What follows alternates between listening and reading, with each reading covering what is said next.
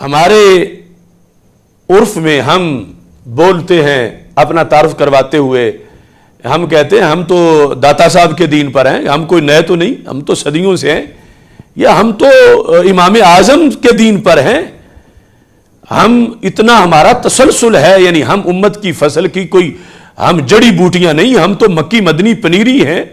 یہ دیکھ لو مجدد دین و ملت امام احمد رضا فاضل بریلوی کو دیکھ لو، حضرت مجدد الف ثانی کو دیکھ لو، امام فضلہ خیر آبادی کو دیکھ لو، پیچھے جا کے خواجہ غریب نواز کو دیکھ لو، داتا گنج بخش حجویری کو دیکھ لو، بابا فرید کو دیکھ لو،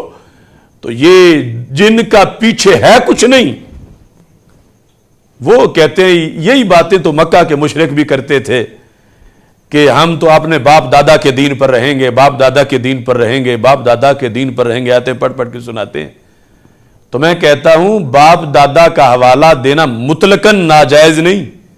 یا مطلقاً برا نہیں، تب برا ہے جب باپ دادا برے ہوں تو ان کا حوالہ دینا بھی برا ہے۔ تو مکہ کے مشرک جو حوالہ دیتے تھے تو ان کے باپ دادا مشرک تھے، تو اس واسطے ان کا حوالہ ان کے منہ پہ مارا گیا کہ باپ دادے کے نام تم کیوں لیتے ہو، تم اللہ کے رسول کی بات کرو جو تمہارے پاس سچا دین لے کے آئے ہیں، تو تم اس دین کو مانو، تم اپنے مشرک باپ دادا کو اٹھائے پھرتے ہو۔ تو اس وقت باپ دادا کا نام لینا برا تھا، لیکن ہم جب داتا صاحب یا خواجہ غریب نواز کا یا ان ولیوں کا نام لیں تو یہ چسپاں کرنا اس آیت کو ہمارے اوپر، یہ ہے جو حضرت عبداللہ بن عمر رضی اللہ تعالیٰ عنہ کا قول ہے صحیح بخاری میں، انہوں نے کہا کہ خوارج کو میں ساری مخلوق میں سے برا سمجھتا ہوں۔ جرم ان کا کیا ہے؟ انہم ان طلقوا الی آیات نزلت فی الکفار فجعلوها للمؤمنین، کہ جو بتوں کے بارے میں اترا ہے یہ مسلمانوں پہ لگاتے ہیں، اس واسطے میں خوارج کو سب سے بدترین مخلوق سمجھتا ہوں کہ یہ بتوں والی آیتیں ولیوں پہ لگاتے ہیں، کافروں والی مسلمانوں پہ لگاتے ہیں۔ یعنی یہ یہود نصارہ کی بات نہیں، اور یہ مسلمانوں اسلام کا کلمہ پڑھ کے ایک ٹولہ جو خوارج کا ہے، صحابہ کے زمانے سے جو پیدا ہو گیا، حضرت عبداللہ بن عمر نے یہ کہا جو صحابی ہے اور بخاری میں موجود ہے کہ ایسا ٹولہ ایک پیدا ہو گیا ہے کہ وہ کان ابن عمرہ یراہم شرار خلق اللہ، اللہ کی مخلوق میں سب سے برے۔ جرم کیا ہے؟ انہم ان طلقوا الی آیات، کہ یہ قرآن پڑھتے ہیں،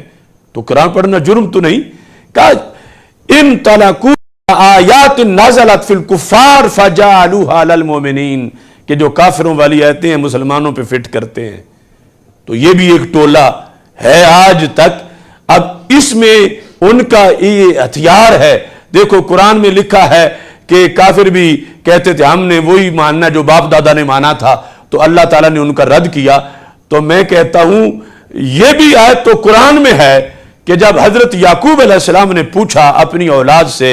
کہ اذ قال لبنیہ ما تعبدون من بعدی، کس کی عبادت کرو گے؟ تو کہتے ہیں نعبد الہک و الہ آبائک، ہم تمہارے رب اور تمہارے باپ دادا کے رب کی عبادت کریں گے۔